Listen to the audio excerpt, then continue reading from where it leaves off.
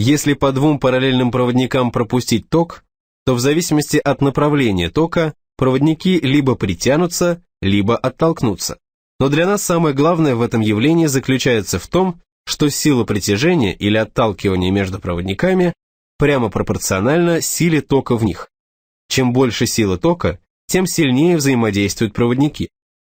Силу взаимодействия между проводниками можно измерить, но, как показали опыты, она зависит еще от длины проводников, расстояния между ними и среды, в которой находятся проводники.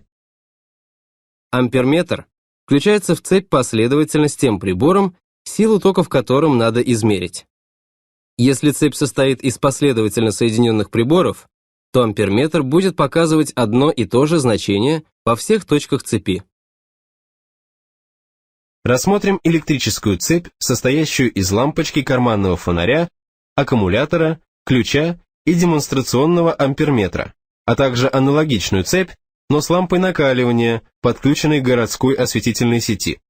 Оба амперметра показывают, что сила тока в цепях одинаковая, примерно 0,2 ампера. Однако лампа, включенная в сеть, дает гораздо больше и тепла, и света, чем лампочка карманного фонаря.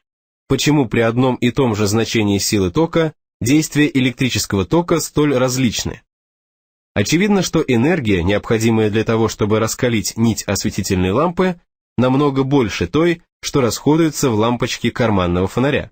Можно сказать, что мощность осветительной лампы много больше мощности лампы карманного фонаря. Единственным различием двух цепей является то, что в них использованы разные источники тока. Напряжение городской осветительной сети гораздо больше напряжения аккумулятора. Разное напряжение подается и на лампы. На участке цепи, содержащей осветительную лампу, напряжение выше, чем на участке цепи с лампой карманного фонаря. Вольтметр устроен так, что ток, проходящий через него, очень мал по сравнению с током в цепи. Вольтметр подключается параллельно тому участку цепи, на котором измеряют напряжение.